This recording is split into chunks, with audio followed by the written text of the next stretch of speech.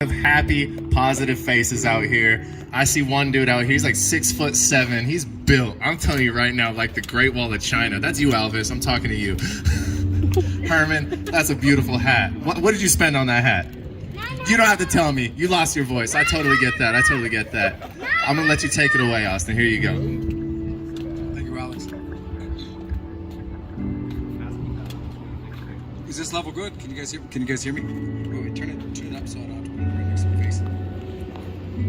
You're shaking. Hello. Can you guys hear me? Pretty good, clear? Everyone? Closer?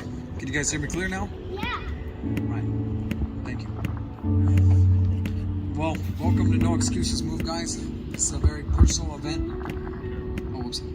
That I wanted to really reach out to the community with, and just not just this community, but every community around the world, as a matter of fact, because we're all in this together around the world. Communities I see is, that I've seen that people are like, is that each one of us, well, not each one of us, but people look down on each other and set people in boxes and blowing them. Sorry about that. All I was going to say, if you want to just leave your phone there. Sorry, technical difficulties.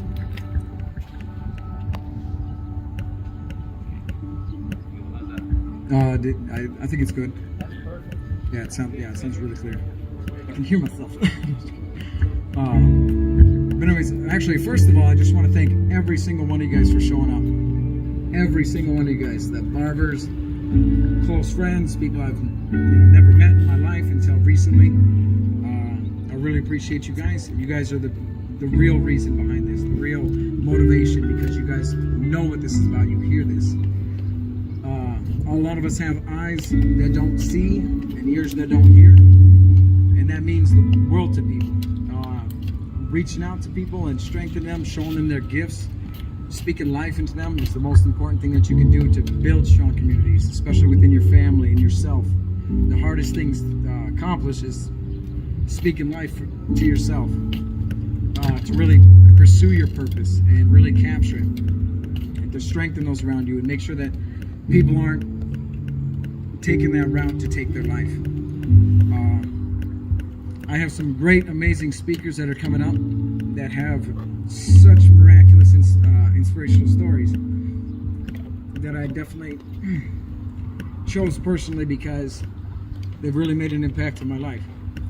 And they're definitely going to make a real impact on yours. They got messages that you need to hear, programs that are really designed to help get you on the track that you really want. I'd like to give it off to Shane Fitcher to start it off with Havoc Mindset.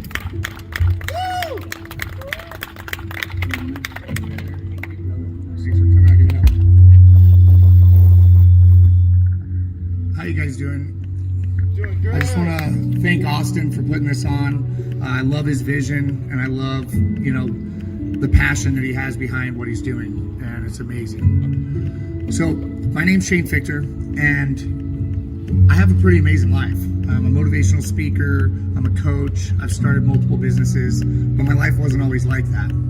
So for my childhood, my mom was a drug addict, so we moved around a lot, never really had a stable place to live, and that ended up turning into my own drug addiction. After my father committed suicide and my little sister got taken by Child Protective Services, I started using substances like marijuana, and eventually became Vicodin. And then from Vicodin, it went to Oxycontin. And then the first time I shot up, I was about 25 years old. And that's when I became addicted to heroin. When I was about 28, I overdosed twice, almost died. And then by the time I was 28 and a half, I was in prison. No shoes, lost everything. Lost my girlfriend, lost the job that I had, and just really ran myself into the ground. I was at a point in my life where the teeter-totter between living and dying was what I was going for with every shot that I took. Now, a lot of these experiences we take, whatever your story is, we take these experiences and we give ourselves limiting beliefs because of these things.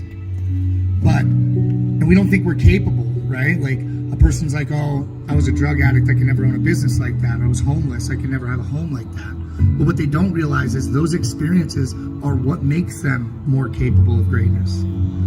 I've told this story a million times, but when I was 4 years old, my mom was a drug addict, and she would take me down to the liquor store, and she would give me a $1 food stamp when the food stamps were still like a ticket. And she'd say, go in there, get yourself a sucker, and bring mommy out the change. The food stamp shuffle. I don't know if you guys have ever heard of food stamp shuffle, and she would have me do that about 4 or 5 times until she had a handful of change to where she could get a pack of cigarettes, something that wasn't food. Problem solving. These are the type of entrepreneurial-like activities that I lived with through my whole life. When I was a drug addict, I would pull things out of thin air. I would, and this is a horrible business model, but I would go steal DVDs from Walmart and go pawn it at the pawn shop. But there was one point where I had no money, I had no job, I had nothing. I had no way to acquire what I wanted. But I told myself, I'm gonna get high today. And I always made that happen. These type of experiences that we go through, abuse, neglect, not being loved, it also instills skills and independencies and talents that we didn't have any idea that we had. So I wound up in prison, not anything on the outside world. And this is actually the point where I was able to let everything go. So the first month, anytime anybody's in jail, the only thing they're worried about is what's going on the outside. What's my girlfriend doing? Who's putting money on my books? But because I had nothing on the outside, I was able to just let that all go and accept where I was. I'm like, I'm here, I'm in jail right now. This is where I'm at, and I can't do anything about it. So I started working on me, started journaling, started meditating, started working out. And, that was a huge turning point in my life because I let go of control was the main thing that changed my life. So I was locked up. I was in treatment for about a year, a little bit over. And I had the judge relocate me to Billings, Montana, somewhere where I knew nobody. And I was at the pre-release, I was lifting weights, got real big, and thought I was, tough guy. And so I went to some fights at the Metro, and I watched the Grindhouse have some MMA fights there. And I just remembered what I wanted to do with my life. I wrestled through high school, did a little bit of jiu-jitsu after high school, and was like, I remember I loved this. So I went head first, jumped, went the next day to the Grindhouse, talked to Will Grunhauser, and he became a mentor of mine. And then I took that same exact heroin addiction, that compulsive and addictive behavior, and I channeled it towards something positive, MMA. I started training MMA like a heroin addict. I would train 6 hours a day, every single day. I was in love with it, the same way I was in love with heroin. So I was able to do a lot in a very short period of time. In 4.5 years, I trained and fought in Thailand, trained with some of the best in the world, thanks to Harvey Singh, sponsored a lot of those trips. Went to Colorado, trained with UFC fighters, and then I got accepted onto a UFC fight team that was out in Florida, out in Fort Lauderdale. And while I was there, I ended up taking a nasty shot. See, my main attribute in MMA was grit. You're gonna have to kill me to get me out of this cage, which means I took a lot of damage. Not to mention, I had those 2 overdoses, taking beer bottles to the head. It was all just catching up with me. So while we were in Florida, I walk into a left hand and I get barely touched and went stiff as a board, was out for about 2 minutes, gapped out the whole day. They had to tell me over and over and over again what happened. It wouldn't register in my head. And some UFC coaches were like, hey man, I've seen guys progress in this sport and they get to a point where they can't take a shot and they get that glass chin. And they're like, it's all downhill from there. All of my goals, everything that I had been working for, I quit my job. I went right into MMA full force. Everything had been taken out from underneath me. And for most people, this would be a relapse situation. This would be, a spiral downhill. But because of the meditating, because of the journaling, because of all the self-development work that I teach in Havoc Mindset that I was doing, I knew where I was going. I knew I wanted to be a motivational speaker. I was already speaking at Rimrock. I knew that I wanted to be an entrepreneur. So I had the idea for this drywall business called The Patch Guy. And I came back, told all my sponsors like Harvey and everybody else that I knew, I'm doing drywall, I'm doing drywall, I'm doing drywall, I'm doing drywall. And all of those amazing sponsors that are in this community, Austin's trying to lift up this community. This community was one of the best supports that I had in my life. And it was a community that didn't even know me. I was from another town, but they loved my story and they jumped on board. So I told everybody, I'm doing drywall, I'm doing drywall, I'm doing drywall. Well, the patch guy, because I hit it the same way I hit everything else in my life, like a heroin addict, made $350,000 first year gross revenue. 6 months after that, we started Kava Roots, which is the kava bar that we started. That did $250,000 first year because of the passion, because of the addiction, because of the trauma and all the things that I had been through in my life.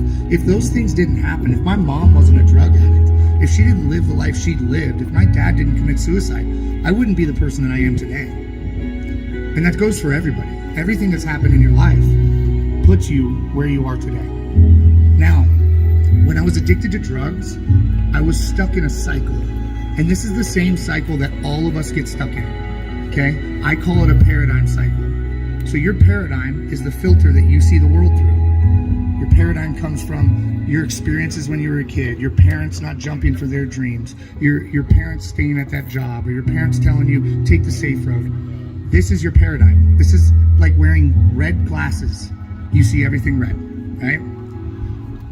The greatest example that I like to use for a paradigm cycle is I'm overweight because my family is overweight. It's a part of my gene system, right? There's nothing I can do about it. That's that gentleman's, that's their paradigm. That's the filter they see the world through.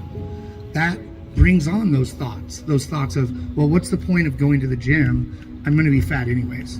Well, those thoughts bring on feelings. So for this gentleman, it's bringing on the feelings of despair. And what's the point? Well, those feelings turn into results or lack of results, like not going to the gym, like gaining weight and becoming unhealthy. Well, when you have these kinds of results, it then feeds your paradigm again and says, yes, you're right. You're fat and you're never going to be anything different. Unless you make those small wins, you change that paradigm cycle that you're stuck in, the same paradigm cycle that I was stuck in, telling myself I'm a drug addict, I'm just a kid from the ghetto. That's what kept me there. So by becoming self-aware, by journaling, by meditating, by sitting in silence with ourselves for any amount of time, we will find out who we are. We'll find out the skills and the talents that we have, and we can start making the small adjustments, the small wins. You know, it's like rolling up your hose. If you walk past your hose in your front yard and it's not rolled up, and you know you should roll it up, but you don't roll it up, that's the problem. Like, roll up the hose. And these small wins, making your bed, will then add up and accumulate to huge ones. So, thank you guys. I'm Shane with Havoc Mindset. Have a great day. And I think I'm introducing next Alexander, or actually, let Austin do it. You want? Thank you guys.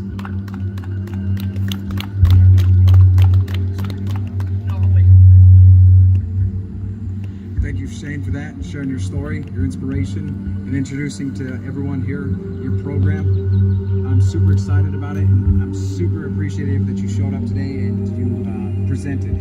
Thank you for introducing everybody to Havoc Mindset that doesn't know. Thank you. So next I have a great friend of mine. His name's Alexander View, and there's a very important story that you really need to hear about this, especially you kiddos in the back. You guys need to hear about this. And every kiddo and every person online definitely needs to hear this. It's a very inspirational story from a long life from since childhood. Another long story from childhood that has really impacted me. Just as I've come to know Alvis. Alex, sorry about that. I'm going to pass it off to him now. Thank you, Austin. I really appreciate that. I'm really happy to be here, guys. I'm glad everybody here showed up today. It really means the world to us, and I hope that we mean the world to each other. I look out here and I see a lot of people who have changed my life recently, people that I'll never forget, people that I grew up with that I didn't think I'd necessarily see again. It's nice to be able to form those connections. I wrote a speech yesterday, and I couldn't do this off the top of my head, so please bear with me. Hello, everyone. Some of you may know me. Some of you may not. My name is Alexander Raymond View, and my story began 27 years ago in Northern California. I was born into a broken family. My mother left when I was just 3 years old. I was raised by a single father, and at one point in my childhood, my father, my brother, and I lived in a tent in the foothills of the Sierra Nevada mountains. My father would dig a hole, lay a tarp in the hole, and quite literally start a fire to heat the water for us. He would then pour that water into the tarp-covered hole and bathe my brother and I. We were as poor as the dirt we slept on. Eventually, we moved into an RV where my father met a woman, and this woman would impact my life until the day I died. And yes, I said died. We'll get there. I'm shaking. From the age of 4 until I was 12 years old, this woman abused me in ways a child should never have to experience. I lived my entire childhood in fear, so much so that I wet the bed until I was 13 years old. I remember being 7 years old, and this woman came into my bedroom to wake up my brother and I for school. She had seen that I wet the bed. She was so upset and frustrated with my lack of bladder control that she flipped me over and rubbed my face in my own bodily fluids. At just 7 years old. That morning, she drove my brother and I to school. I still remember the name of that school, Fitch Mountain Elementary in Healdsburg, California. As she unlocked the back doors for us to get out of the car, she turned around from the front seat, and I will never forget this. She turned around and she said, "You're worthless. You'll probably end up in prison someday." She told me to get out. I didn't cry, I didn't respond, and I didn't hesitate. I got out of the car and I joined my classmates for my first day of first grade. At this point in my life, this abuse was normal to me. I had no idea that my classmates weren't experiencing these situations every single day. I thought this is just how things were. It's all I'd ever known. Fast forward 5 years, my father and stepmom had moved us to a small town in Montana. At this point, I'm 12 years old. I'm in the 6th grade, and my grades are absolutely failing across the board. While most kids are studying or doing homework, I am gripped by crippling anxiety, my thoughts racing uncontrollably. I had never told anyone what was happening to me day in and day out. For the last 8 years, I had suffered. Until the first time in my life that I had ever felt true relief was in that moment. They separated. We moved to a new town about 40 miles away, and I started my 7th grade year in a new school. I thought, wow, my problems are over. Life is about to be everything I've been hoping for. Well, I couldn't have been more naive. My anxiety was still crippling me in every aspect of my life. I struggled to make friends and I got picked on a lot. Not only by kids at school, but my father had slipped into a serious alcohol and prescription pill addiction. The man that raised me, the man that never gave up on my brother and I, had now seemed unable to bear the sight of me. My grades continued to plummet. I wasn't even trying at this point. I was so lost in a world I created in my mind. It was the only place I was free. Again, while other students were studying and doing their homework, I was staring out of a window daydreaming about being anywhere else. Freshman year came around, and I'd become so numb to everything around me that I finally told my father, "I'm not going to school anymore. Either you can fight me every morning and drag me down there, or you can let me go to work with you." He thought about it, and ultimately he agreed. It was 2010. I was just 15 years old. My brother went to live with my aunt to finish high school, and my father and I moved to Sydney, Montana, where he had gotten a new job in the oil field. During this time, my biological mother and my father actually got back together. It's pretty crazy. I worked in several shops, changing oil on heavy equipment, doing insulation work, and basically any grunt work that needed to be done. My father and I still didn't have a relationship at this time. When I was 16, he got angry and he grabbed me by my collar and he headbutted me right in the face. I don't know if you can see it from out there, but my nose is still crooked to this day. Years pass, and life goes on without much changing. At a relatively young age, I leave home. I meet a girl, and I move 10 hours across the state with her to start a new life. It was during this time that I got my first camera at age 22, and it completely changed my life. I fell in love with photography. Within my first year, I started a business, and I was making a name for myself with a passion I never knew I would have. I thought to myself, wow, things are finally going to get better. Again, I was still naive. This woman wasn't any different than the woman that had tortured me for 8 years as a child. I won't go into details for the sake of time, but it was an extremely abusive relationship that again affected me until the day I died. October 28th of 2018, I left her. I got on a plane and I flew back home. I didn't know what kind of home I was flying back to. It was all I'd ever known. So I returned. For the next year, I worked in the oil field, managing chemical inventories for the biggest fracturing operations in America. It was a great job. It paid well, but the hours were insane. I worked a 42-day stretch, averaging 18 hours a day. I was worn out. I had nothing left in the tank. It was over for me. November 25th of 2019, I'm driving home and I decide I'm done. When I get home, I'm gonna take one last warm shower, eat one last meal, and I'm gonna end my life. And so I did. I showered, I ate my last meal, and I went to my room. I closed the door behind me and I grabbed a white long-sleeve dress shirt. Sobbing the entire time, I tied one sleeve to my doorknob and the other around my neck. I closed my eyes and I sat into it, letting my full weight bear down. I could feel the pressure around my neck and I choked as I tried to get a breath. This was it. It's about to be over. I can finally let my body and mind rest. But I was still naive. A friend of mine that I absolutely idolize FaceTimes me. I'm on the verge of blacking out, watching my entire world get smaller and smaller, when something tells me to answer that phone. At the last second, I managed to get myself up, absolutely gasping for air and trying to gain my balance and mental clarity. I answer the FaceTime, still tied from my neck to my doorknob. And my friend can see the tears streaming down my face, and immediately he realizes what I was doing. I broke down and told him everything. Eventually, I picked myself up and I went to bed. I woke up the next day, but this time something was different. This is where my story really begins. As far as I'm concerned, I died that day. I was reborn that morning when I woke up. I looked at myself in the mirror and I said, "You're a ghost now." And what do ghosts do? Well, whatever they want, I suppose. So that's what I did. I quit my job. I convinced my parents to get me a new camera for Christmas, and I decided I was getting on a plane and I was moving away to chase my dream of becoming a photographer. I was going to be great, and nothing was going to stop me. I bought a one-way ticket to Billings, Montana.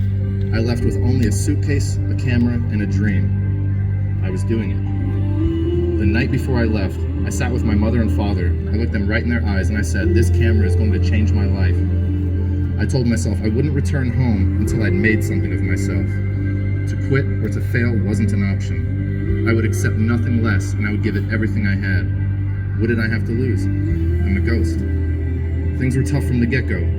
I was sleeping in a car that I'd gotten shortly after moving here in the middle of winter. On my birthday, February 13th, my car was broken into. They smashed my window and took everything in my car. Luckily, I carried my camera with me everywhere I went. I was sleeping in my car on the rims, exposed to the elements, and I really had to ask myself, how bad do you want this? My mother texted me and she said, "You know, you can come home, even if just for a little while. We would all love to see you." And my reply means the world to me, looking back. I said, "I know, just not yet. I've still got a little fight left in me." Fast forward a bit, I'm now in a house. My photography's taking off. I'm shooting for national brands and every modeling agency in Montana. I have a beautiful office in downtown Billings with the most high-tech camera equipment any photographer could ever dream of owning. Within the year, I was the most sought-after portrait photographer in the entire state. I was approached by an investor, and he had seen my work and wanted to help expand my company into a full-blown production company. He wanted to help me become a director, and I was elated. I thought, man, things are really going my way. And again, I was still naive. After accepting a $50,000 investment, investing the money into Hollywood industry standard cinema gear, we had a falling out. And one day I entered my office and everything was gone. Not only did he take the equipment we'd invested in, he took my gear as well.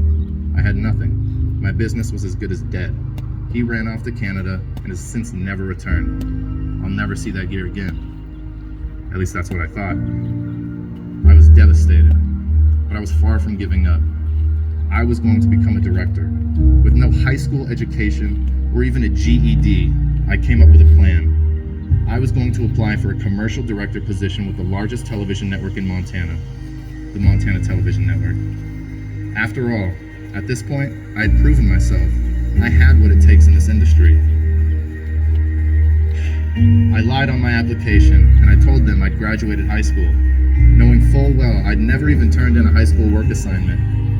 As luck would have it, after 3 intense interviews, I got the job. I was selected over other directors and producers with decades of experience over me. I was blown away. I did it. Over the next year, I would go on to direct and produce more than 100 television commercials for the largest businesses in Montana, and some even globally. March 10th of this year, I left the Montana Television Network, and now I own and operate a new production company specializing in conceptual advertisements, music videos, and documentary filmmaking. I did it. A few weeks ago, I was traveling the West Coast, shooting my current documentary. I was in the Mojave Desert with a very good friend of mine. After exploring the desert for hours, he said to me, "I've got one last spot I need to see." I thought, all right, no big deal. We'll drive by and then be on our way to Los Angeles before dark. I'm still naive at this point. We drive to the Kelso sand dunes in the heart of the Mojave Desert. The temperature is well over 100 degrees.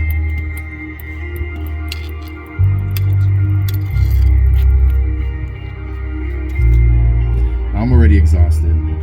We arrive and he says, "We're gonna climb the dunes." I said, "Absolutely not. You're going to climb the dunes and I'm staying right here in the Jeep." We bickered back and forth for a minute and we eventually agreed that I would join under the condition that if I wanted to turn around, we would turn around and return to the vehicle.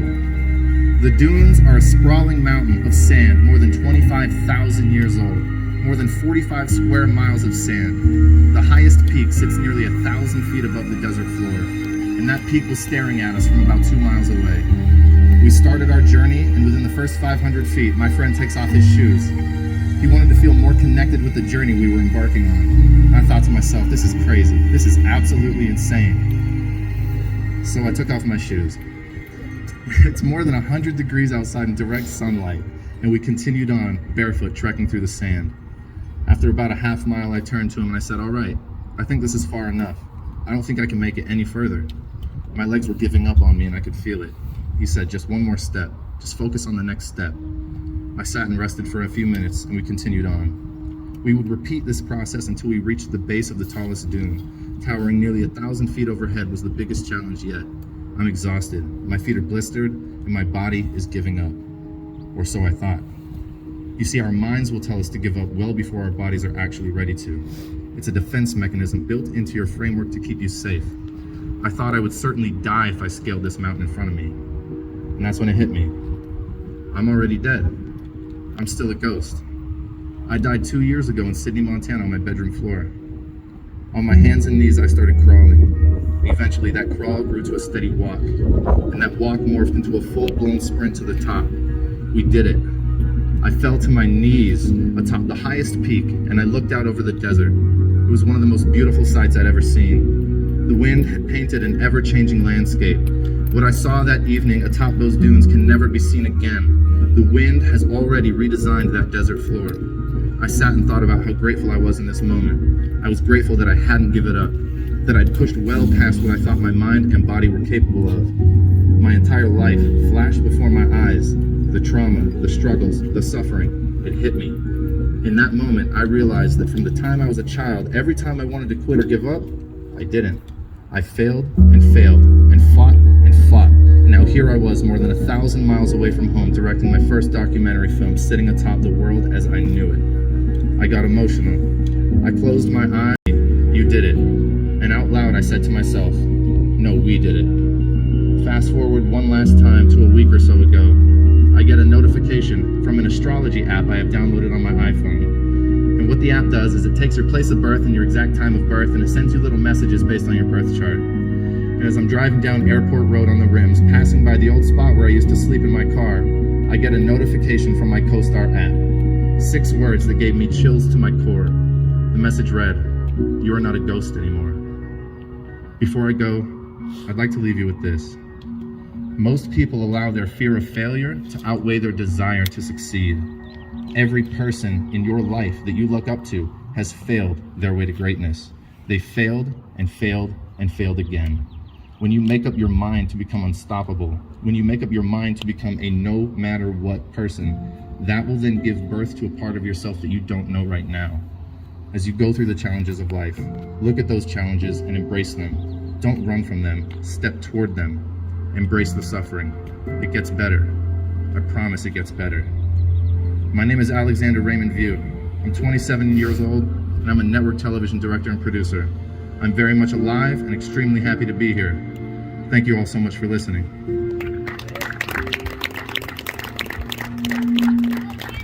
I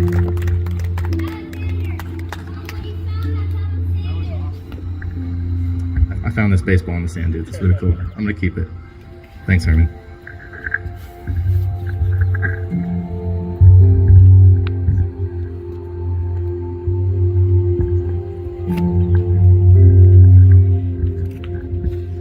You guys have heard two beautiful stories, haven't you? Next we have Alvis. He's a personal trainer and a great friend of mine that I've met in Miles City, Montana. That has another inspirational story about how his purpose has been fulfilled and is growing.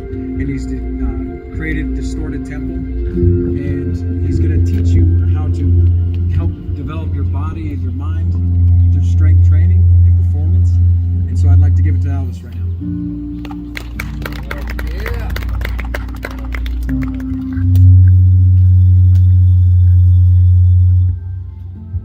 Oh man, what beautiful stories from Shane and Alexander. Give these guys a little round of applause. That was, man, I'm sitting there trying not to cry. All right, so again, my name is Alvis Dalls. Again, with Austin, I'm so proud of this man. I've known him for a number of years.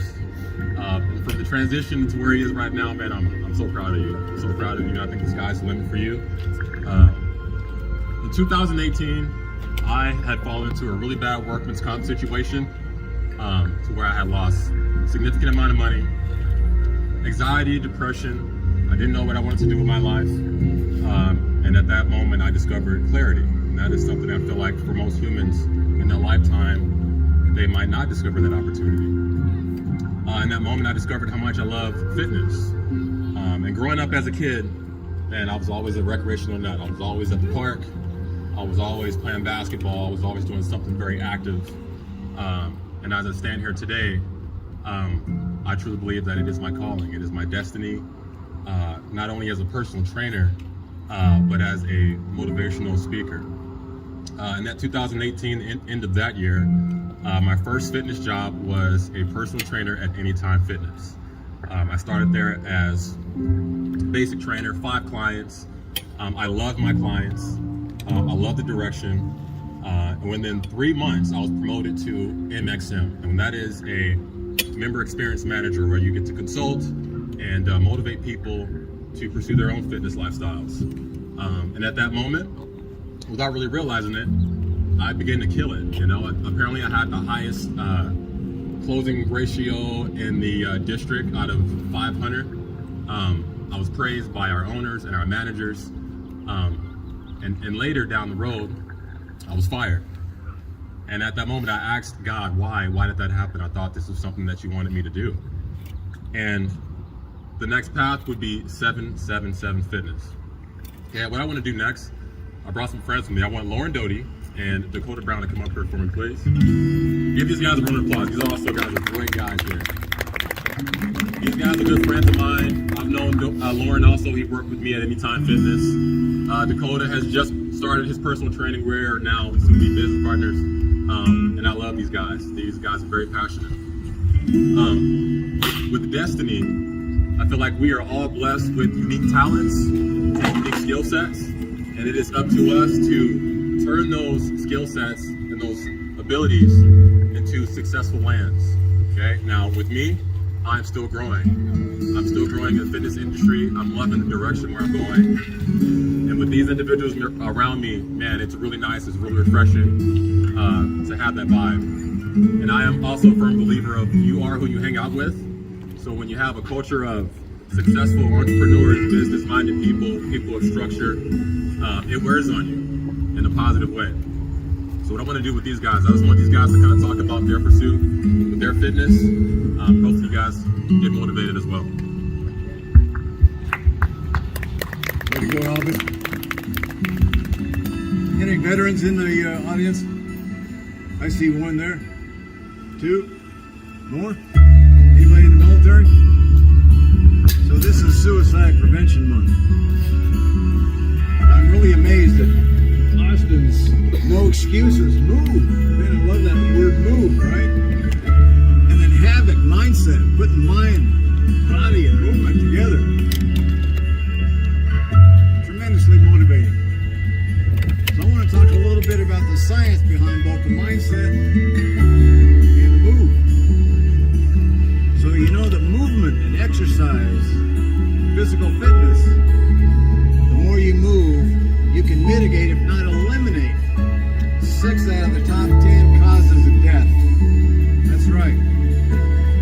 Cardiovascular disease, kind of obvious. Being overweight, type 2 diabetes, you can eliminate some of these things. Arthritis, but you go through the first 6, I want to add a 7th one, which is back to the mindset, is Alzheimer's. So they take Alzheimer's patients. Anybody who is aging, or any of you planning on becoming an old person? I hope so. So you take the Alzheimer's patients. Alzheimer's patients elevate their heart rate. They move a little bit. They get oxygen to the brain. They have less memory loss than do sedentary Alzheimer's patients. Same with dementia. There's a book out there that I recommend. We're talking about the mindset. We're talking about depression. We're talking about suicide prevention. There's a mind out there by Dr. Kristen Willemeyer called Biohack Your Brain. She comes up with 2 major things. She was one of the initial neuroscientists involved in National Football League brain trauma and traumatic injuries from NFL players. You know, they put all these sensors on top of your head, shave your head a little bit, and all these sensors, and then the screen and the display that lights up tells you where your brain is functioning and where it's not. If there's a area that's not lighting up, why they think that there's neurons are missing there, right? Well, it's kind of a myth, she said. It's a myth, this myth about when you reach the age of 50, your brain starts to shrink. Well, it's actually true with most people. That's because you're not learning new things, you're not exercising, you're not getting blood flow to the brain, you're not getting oxygen to the brain, you're not taking new classes and reading books and